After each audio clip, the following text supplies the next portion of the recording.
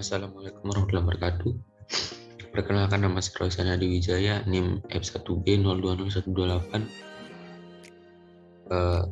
dan mata kuliah Technopreneurship, dosen pengampu Bapak Sultan STMT, Jurusan Teknik Elektro, Universitas Mataram.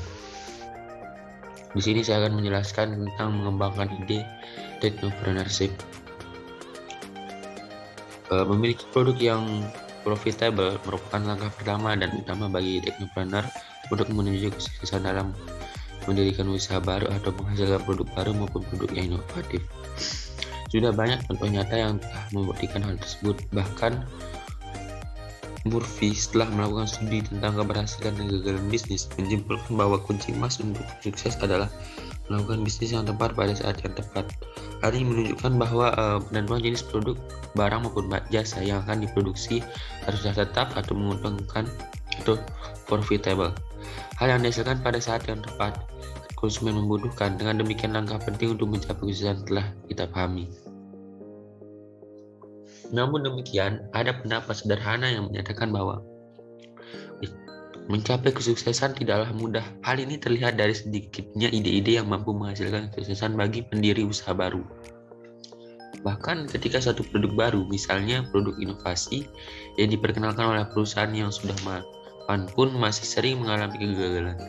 Majalah Business Week dalam suatu diskusi yang dilakukan oleh A.T. Kearney menegaskan adanya satu risiko ketika kita melakukan inovasi produk. Sebagian hasil diskusi tersebut adalah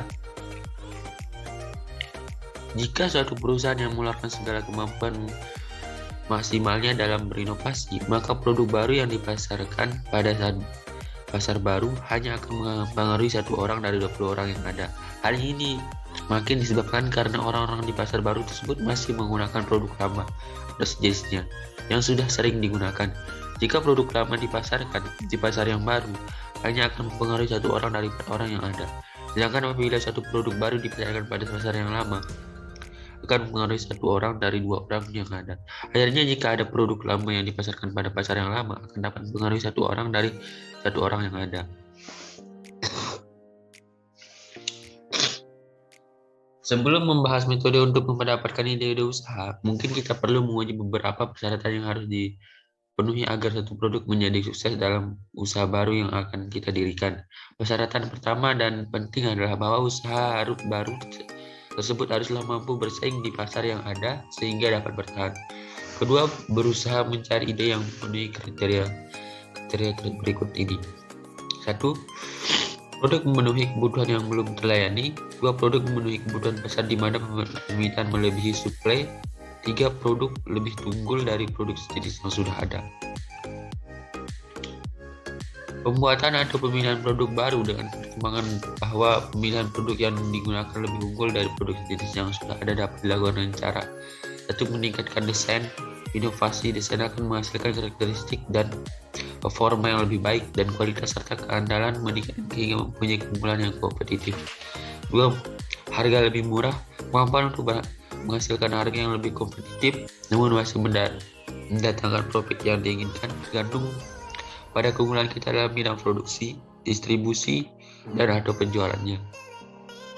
Keunggulan tersebut misalnya didapatkan dari biaya material, tenaga kerja, transportasi, fasilitas pajak, serta proteksi tarif dari pemerintah terutama terhadap barang impor. Ide potensial merupakan kunci sukses. Mungkin kita akan mengira hal tersebut merupakan hal yang sulit didapatkan. Bahkan ada beberapa orang mengklaim bahwa ide potensial tersebut hanya dapat disediakan oleh lembaga riset yang terpercaya. Ada beberapa alternatif untuk mendapatkan ide potensial. Karger dan Murdic mengemukakan 2 pendapat kunci untuk mengidentifikasi peluang ide usaha, yaitu 1. Mengidentifikasi suatu kebutuhan beserta produk yang memuaskan kebutuhan tersebut, atau 2. Mencapai ide produknya dan pikirkan cara mengembangkan kebutuhan yang dipenuhi produk tersebut. Ada 2 metode untuk melakukan hal tersebut di atas. 1. Mengidentifikasi kebutuhan. Ide usaha dapat distimulasi atau muncul karena adanya informasi yang mengindikasikan adanya kebutuhan. Pendekatan ini membutuhkan data dan pertimbangan-pertimbangan untuk dianalisa. Kebutuhan tersebut mungkin berupa suatu yang mahal atau hal yang belum terpenuhi. Oleh karena itu, kita perlu melakukan hal seperti bawah ini. 1. Mempelajari industri yang sudah ada. 2. Mengkaji input atau output industri. 3. Menganalisa tren populasi dan data demografi. 4. Mempelajari dan melakukan konsultasi mengenai rencana pembangunan. 5. Mengkaji tren ekonomi. 6. Analisa terhadap perubahan sosial. 7. Mengkaji pengaruh aturan baru. Melakukan identifikasi kebutuhan adalah dalam rangka untuk memenuhi ide yang berkaitan dengan produk yang akan dihasilkan. Jadi harus product to rented. Jadi harus product to rent. Kita cenderung untuk mengarahkan ide tersebut untuk memenuhi salah satu atau semua kriteria yang telah kita bahas sebelumnya. Banyak ide yang dapat kita munculkan, tetapi mungkin hanya sedikit yang lolos dari penyaringan awal. Namun demikian logikanya, semakin banyak ide yang dihasilkan, kesempatan untuk mendapatkan ide yang lebih baik akan semakin besar. Berikut ini hal yang dapat dilakukan untuk mendapatkan ide-ide tersebut. 1. Investigasi material lokal dan sumber daya lain. 2. Mengkaji peluang substitusi produk impor. 3. Mempelajari keahlian tenaga kerja lokal. 4. Implikasi penggunaan teknologi baru. 5. Mempelajari data tentang produk industri. 6. Menghadiri pameran perdagangan dan investasi.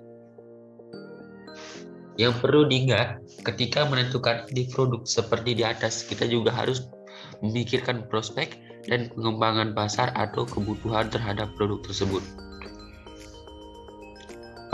Selanjutnya, market. Ukuran market besar yang ada di saat ini harus memberikan estimasi segera berjualan produk sampai full, tentu untuk mendukung operasi usaha.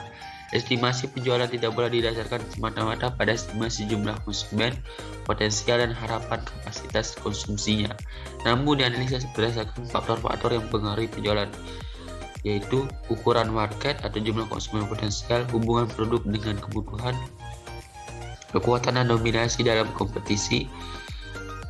4. Hubungan harga dan kualitas dalam kaitan dengan tingkat kompetitif produk. 5. Persyaratan, servis atau pelayanan. 6. Ketersediaan sistem penjualan dan distribusi. 7. Usaha penjualan yang dibutuhkan. 8. Kemungkinan ekspor. Selanjutnya yaitu potensi pertumbuhan pasar. Harus ada prospek pertumbuhan pasar dan tingkat pengembalian investasi yang tinggi. Prospek ini dapat dilihat melalui beberapa indikator, yaitu 1. Proyeksi meningkatkan jumlah konsumen potensial. 2. Proyeksi meningkatkan kebutuhan. 3. Peningkatan penerimaan konsumen terhadap produk. 4. Pembaharuan produk. 5. Tren ekonomi yang berkaitan dengan konsumsi. Tren politik atau sosial yang berkaitan dengan konsumsi. 7. Keunggulan kompetitif. Selanjutnya, masalah biaya. Faktor-faktor biaya produksi yang distribusi harus tetap memberikan profit ketika suatu produk dijual pada harga yang kompetitif. Proses peningkatan harus mempertimbangkan faktor-faktor yang menyebabkan biaya menjadi lebih tinggi, yaitu biaya bahan baku, biaya tenaga kerja, biaya distribusi, misalnya biaya transportasi, pemindahan barang yang melebihi, terus biaya penjualan, efisiensi proses produksi, biaya pelayanan, jaminan pengumpulan konsumen, biaya hak paten dan lisensi. Selanjutnya ada risiko, adalah tindakan mungkin untuk melihat ke masa depan dan kepastian dan berharap untuk menganggap risiko adalah suatu hal yang terpisah dari kewirausahaan. Namun demikian, kita tetap harus menghindarkan diri dari risiko yang tidak perlu. Faktor-faktor berikut ini yang dapat dijadikan pertimbangan untuk memperkecil risiko, yaitu stabilitas pasar dalam siklus ekonomi, risiko teknologi, kompetitif impor, ukuran dan ukuran kompetisi, risiko yang berkaitan dengan kualitas dan keandalan permintaan yang dapat diprediksi, biaya investasi awal, kemudahan info dalam hal supply dan harga, aturan-aturan yang berkaitan dengan investasi dan perekonomian, waktu yang dibutuhkan untuk menghasilkan profit, persyaratan penyimpanan, kebutuhan musiman, dan desain yang eksklusif.